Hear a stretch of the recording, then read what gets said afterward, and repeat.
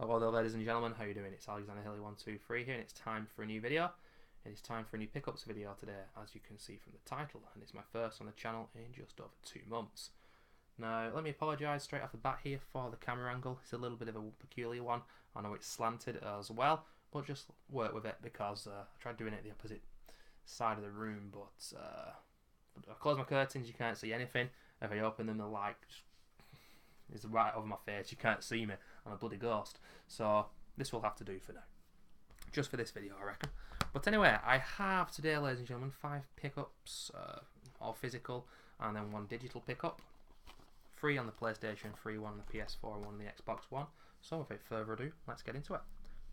The first game I have to show you, well, it's 2 in 1. It is none other than Silent Hill, the HD collection on the PlayStation 3. Now, a lot of old school Silent Hill fans prefer the originals on the PlayStation 2.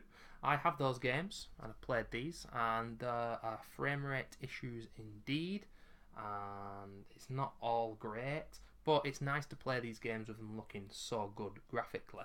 It really is, considering that the modern Silent Hill games are utter dog shit, and the series is as good as dead in the water, because Konami are a bunch of fucking pricks. Let's be honest now. But, you know, I'm going to be 100% honest with you guys. I mean, I've never completed Silent Hill 2 and 3. Back in the day when they came out, I made progress. I stopped playing. I went back to them.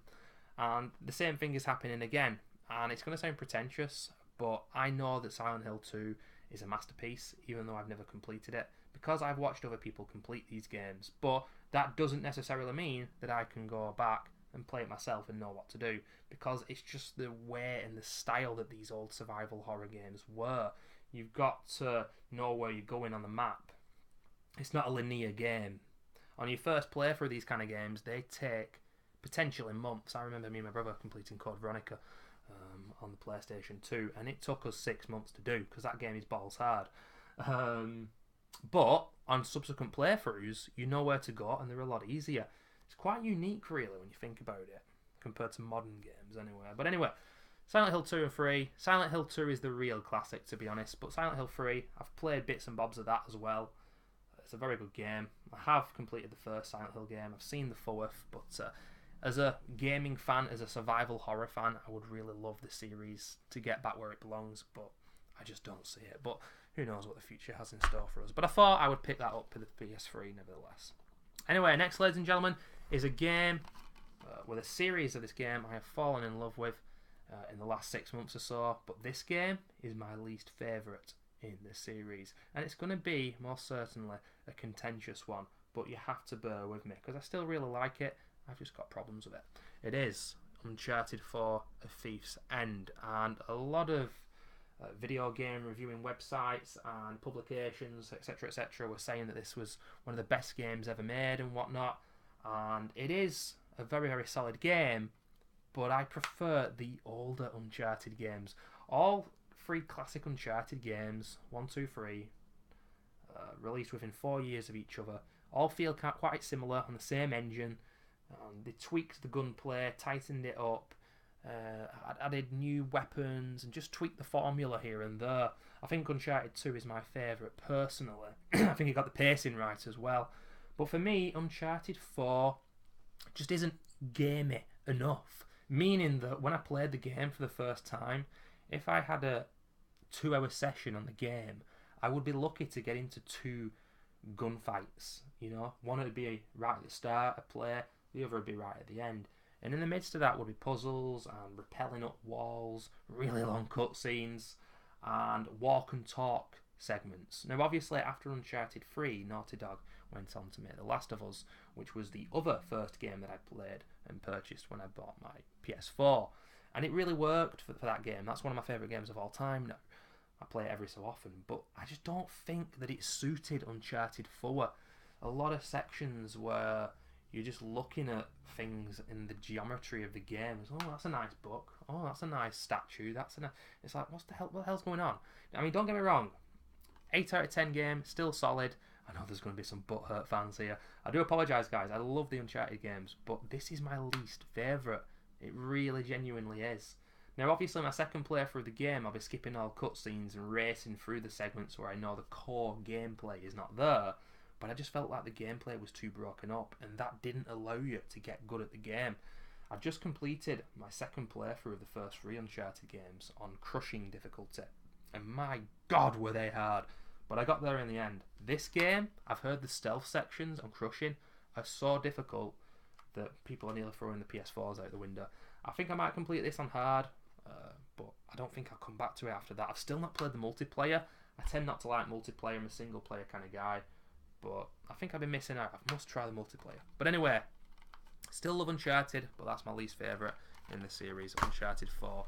I mean, I could go on for a while with that game. It's got a lot of nuances, but I just don't think it was quite as good as people said it was.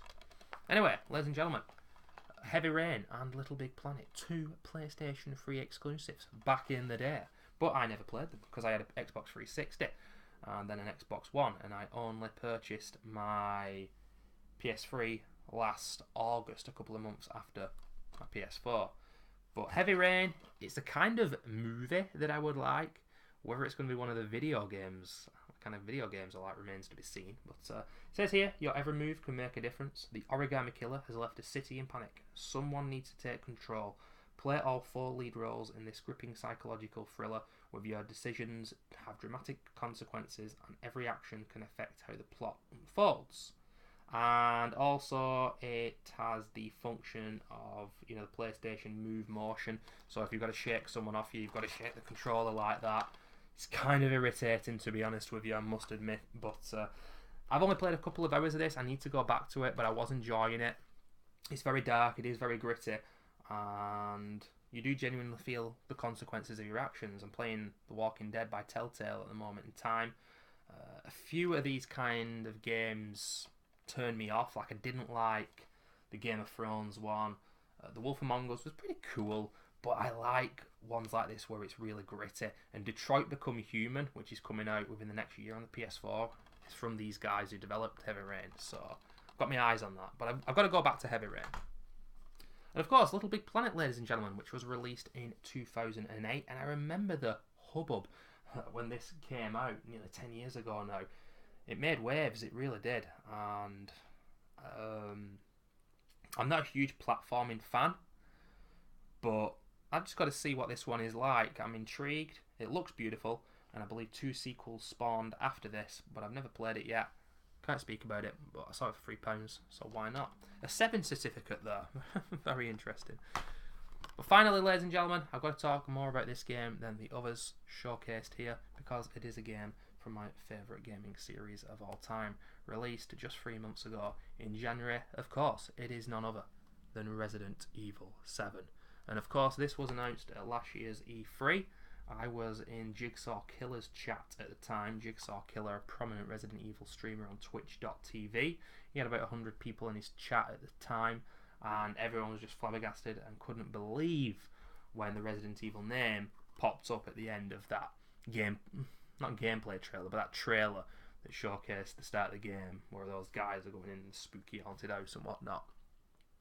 But then the dust settled and we realised that this was not a typical Resident Evil game, typically within the Resident Evil universe that we've been, you know, so accustomed to. BOW's taken out of the equation, Chris Rodfield's muscles no more, Leon, Claire's fat ass, Jill Valentine being the ultimate waifu, that kind of shit, ladies and gentlemen. But I was worried that this would be a defenseless horror, but it isn't, and it wasn't. It does have gunplay, and it is a solid game. My fears were not realised.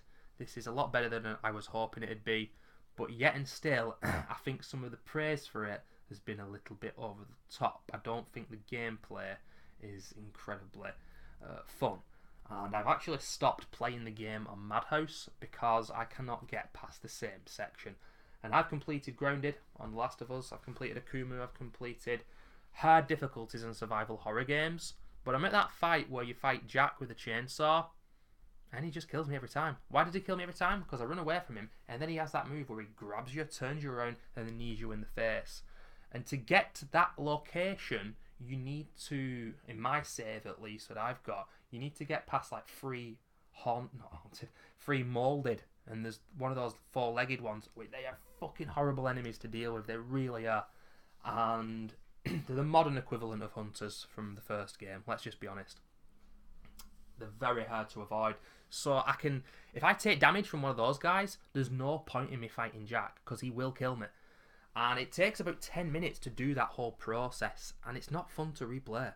And similar kind of things happen with the DLC as well. And to be honest with you, I've not gone back to the game. I just don't think Madhouse difficulty is very fun or fair.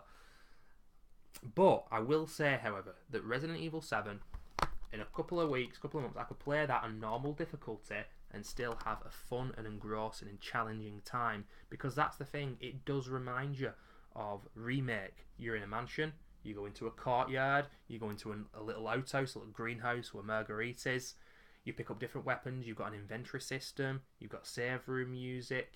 The upgrades in this game are very minimal, but at least they put some there, and it just reminded me of Remake in ways. And I do think it's the best Resident Evil since 4. I think it's better than any game that's come out since then. And of course, it is in keeping with the horror vibe in a way, but it's more... It's not Otherworld, is it? It's not Silent Hill horror, but there's no BOWs and there's none of that typical Resident Evil cheese that was in the earlier games. Although it is cheesy in its own way. Anyway, ladies and gentlemen, 8 out of 10 game, Resident Evil 7. And I'm excited for what the series has to offer now. That's the best thing. I'm wondering, Resident Evil 8 and 9 and maybe spin-off games could be good from here, because Resident Evil 6 obviously was not great. It's decent fun, Resident Evil 6, but it's got a lot of issues, and Resident Evil 7 shits all over it as a game overall. But yeah, there we have it, ladies and gentlemen. The other pickup, which is digital, is The Walking Dead: A New Frontier. Absolutely no point talking about that because I've been uploading those videos to my YouTube. Anyway, since all these games that I've purchased 2 more on the Xbox One, but they will be showcased on my next pickups video in 2 to 3 months' time. And ladies and gentlemen, I'll see you then. Thanks for watching.